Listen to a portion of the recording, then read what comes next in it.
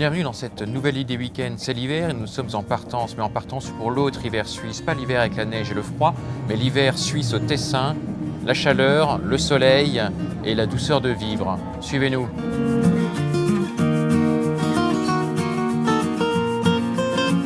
Bonjour Cécilia. Bonjour, bienvenue au Tessin. Merci, il fait doux, on est en plein hiver. Oui. Comment c'est l'hiver au Tessin? Oui. Max Frisch l'avait décrit dans ses carnets de voyage comme hiver méditerranéen. Donc la particularité, c'est qu'on peut être assis ici au bord du lac, il fait chaud, mais en même temps, si on regarde loin, on peut voir les montagnes enneigées.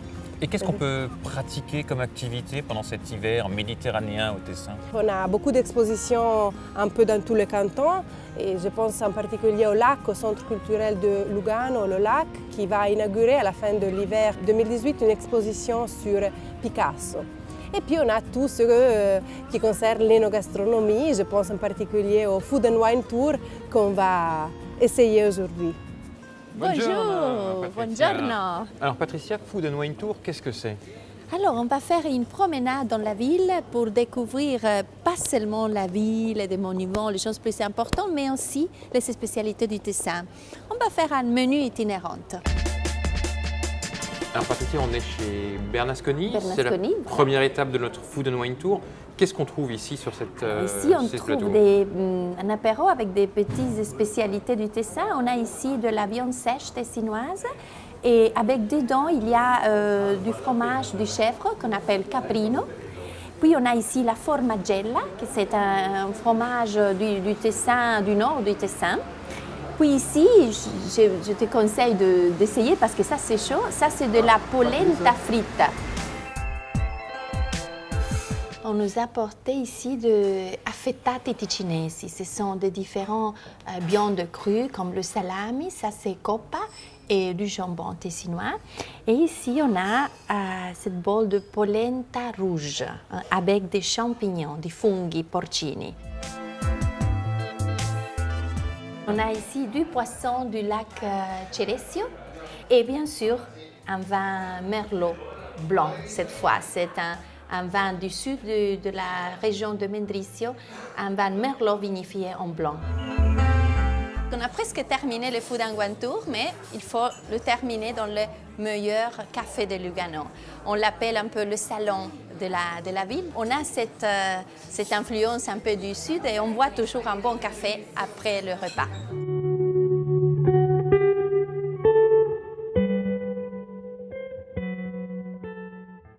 J'estime qu'on fait maintenant une cuisine assez moderne, même si elle a des basements classiques. On ne fait pas de choses extrêmes, j'aime pas. J'aime bien retrouver les quelques goûts dans les produits, j'aime bien choisir les produits. Il faut que les produits soient bons, il faut que les produits soient de saison, on travaille là-dessus. Et puis après, on essaye continuellement d'alléger un peu cette cuisine, de la rendre un peu plus légère, plus adaptée à nos temps. Et alors là, qu'est-ce que vous nous avez ramené? Je vois beaucoup d'herbes, est-ce que ce sont des herbes locales? On a prévu de préparer un pigeon aujourd'hui. On ne va pas avoir 50 goûts dans cette assiette, on aura le pigeon, on aura de la truffe et on aura du topinambour. Donc on a 3 goûts primordiaux, il y aura peut-être un petit peu de légumes pour donner de la couleur, mais c'est ça. Ça, c'est un peu ce que je poursuis avec ma cuisine. Je ne veux pas avoir 45 goûts dans l'assiette. Je trouve que l'harmonie d'une assiette, elle est faite quand on peut prendre tout ensemble, tout ce qu'il y a dans l'assiette, on a un coup dans la bouche et que les goûts aillent ensemble. C'était un sculpteur qui s'intéressait énormément aux questions politiques. Il a combattu en tant que privé, mais aussi comme artiste, dans le mouvement de réunification de l'Italie, le Risorgimento. Et il bâtit cette maison qui était sa maison, où il habitait avec sa femme et son fils. C'était son atelier, mais aussi au cœur de la villa, vous trouvez son musée privé. Il a un style très novateur pour l'époque. Il rompt un petit peu avec le classicisme ambiant. C'est surtout un naturalisme, vous voyez, dans les portraits, dans la profondeur psychologique de ces portraits et surtout dans la façon avec laquelle il rend les vêtements, les étoffes. Tiens, ça vous dirait de goûter un excellent merlot? Allez, je vous emmène près de Mendrisio, une très belle histoire. Ce sont d'anciens cheminots qui ont monté une toute petite vigne. Aujourd'hui, 25 ans après, ils font un excellent vin primé de multiples reprises. Suivez-moi, andiamo.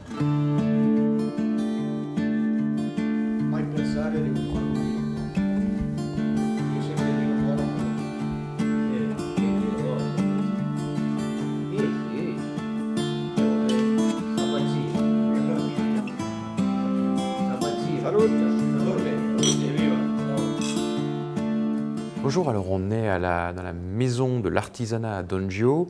Maison de l'artisanat, c'est de l'artisanat local de la vallée. Qu'est-ce qu'on va trouver ici? Alors on va trouver pour la plupart des objets fabriqués ici dans la vallée par des artisans qui habitent aussi ici. Benvenuti! Du bois, la laine, la terre, céramique, le verre. Mais c'est une niche. Ouais, il n'y a pas tout le monde qui comprend ça. Surtout ceux qui arrivent, ils disent « Ah, c'est cher, mais comment ça se fait que ça peut coûter comme ça ?» Et puis moi, là, je comprends tout de suite qu'ils ne savent pas qu'est-ce que c'est l'artisanat. Parce que l'artisanat, c'est des heures, des heures, des heures. On a la passion, sinon il n'y aurait plus rien.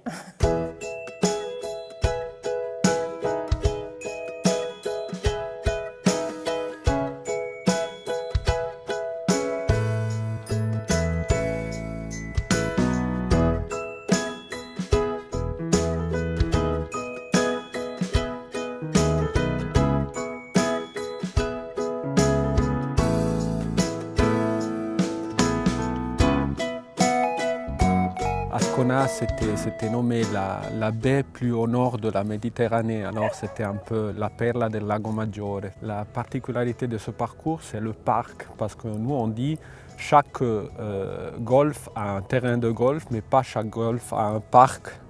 Et pour nous, c'est très important de garder et de soigner le parc. On a plus de 60 espèces d'arbres. Et contrairement à d'autres parcours en Suisse, parfois en montagne, ici on joue toute l'année. Ici, on joue toute l'année. On a des fois la neige, mais c'est très rare. Quand il fait chaud, l'hiver, on peut jouer sur les greens normands.